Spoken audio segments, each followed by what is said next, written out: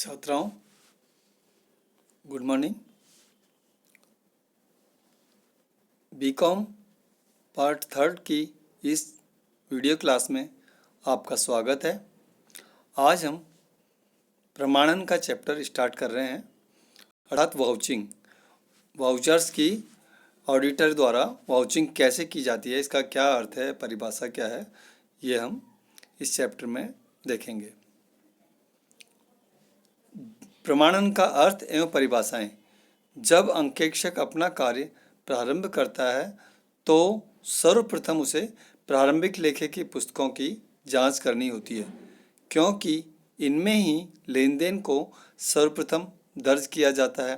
प्रारंभिक लेखे की पुस्तकों की जांच करते समय यह देखना होता है कि इन पुस्तकों में किया हुआ प्रारंभिक लेखा सत्य है, उचित प्रमाणकों के आधार पर किया गया है तथा कोई भी प्रमाणक बिना प्रविष्टि के नहीं रह गया है।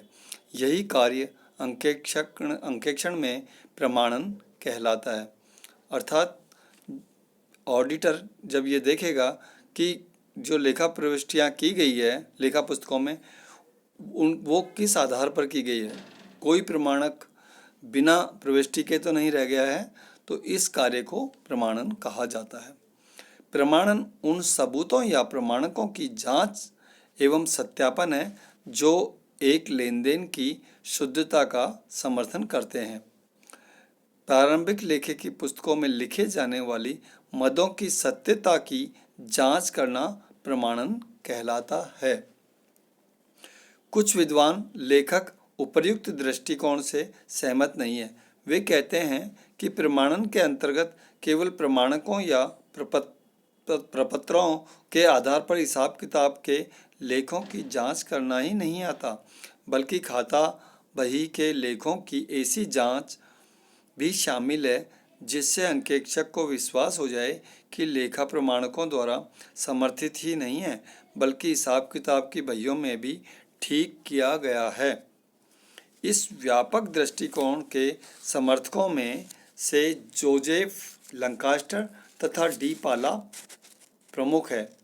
उनके विचार निम्न प्रकार हैं, अर्थात जोसेफ लंकास्टर तथा डी पाला ने प्रमाणन के संबंध में अपने विचार इस प्रकार रखे हैं।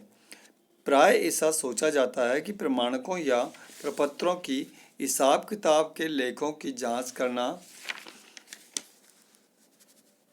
ही प्रमाणन कहलाता है, किंतु यह विचार गलत है, क्योंकि प्रमाणन में खाता बही के लेखों की जांच भी शामिल है, जिससे अंकेक्षक को यह विश्वास हो जाए कि लेखा प्रमाणकों के द्वारा समर्थित ही नहीं है, बल्कि हिसाब किताब की बहियों में भी ठीक किया गया है। हमारे सामने दो दृष्टिकोण उपस्थित हैं। अब हमें यह सोचना है कि प्रमाणन का अर्थ संकुचित रूप से लिया जावे या व्यापक रूप में। हमारी सम्मति में प्रमाणन का अर्थ व्यापक रूप से लिया जाना उचित है। अतः प्रमाणन के संबंध में हम जोसेफ लंकास्टर की परिभाषा से पूर्ण रूप से सहमत हैं। नैतिक जांच व प्रमाणन, रूटीन चेकिंग एंड वाउचिंग। इसके अंतर्गत प्रारंभिक लेखे की पुस्तकों की अगले पृष्ठ में लाए गए जोड़ों की गणनाओं, खतौनी, खाता के शेष को तलपट में ले जाने आदि की जांच सम्मिलित है। नैतिक जांच के लिए अंकेक्षक विशेष चिन्हों का प्रयोग करता है। इससे लेखों की शुद्धता एवं सत्यता की जानकारी हो सकती है। व्यापक दृष्टिकोण के अनुसार प्रमाणन में नैतिक जांच भी शामिल है, अतः नैतिक जांच प्रमाणन का ही एक अंग है। अंतर केवल यह है कि कुछ लेखक प्रमाणकों से प्रविष्टियों की जांच को प्रमाणन कहते हैं तथा शेष कार्य जैसे योग करना, खतौनी की जांच करना, शेष निकाल कर देखना, तलपट की जांच करना आदि को नैतिक जांच मानते हैं। प्राय अंकेक्षण प्रक्रिया का प्रमाणन अंकेक्षक के कनिष्ठ एवं कुछ वरिष्ठ ऑडिट क्लर्कों द्वारा किया जाता है, क्योंकि वे इसे अंकेक्षण का नैतिक कार्य मानते हैं। लेन देनों के प्रमाणन एवं सत्यापन में अंतर। ऑर्थर डब्ल्यू होम्स के अनुसार प्रमाणन उन सबूतों की जांच एवं सत्यापन है जो एक लेन देन की शुद्धता का समर्थन कर सकते हैं तथा सत्यापन योगों को आगे पृष्ठ पर ले जाई गई रकमों की, खतौनी की तथा संपत्तियों की विद्यमानता एवं स्वामित्व की शुद्धता का सबूत है। इसके अनुसार प्रमाणन के अंतर्गत केवल प्रमाणकों की जांच ही सम्मिलित की गई है जिनके आधार पर की लेखे किए गए हैं। बाद की समस्त जांच जैसे रोकड़, जैसे जोड़ लगाना, खतौनी की जांच करना आदि सौदों के सत्यापन के अंतर्गत शामिल की गई है। भारत में इस बाद वाली जांच को नैतिक जांच कहते हैं। व्यापक अर्थ में प्रमाणन के अंतर्गत सौदों का सत्यापन सम्मिलित है। अब हम प्रमाणन के उद्देश्य देखेंगे, अर्थात ऑब्जेक्ट्स ऑफ वॉचिंग। तो पहला है इसका लेखों की शुद्धता एवं सत्यता प्रमाणित करना।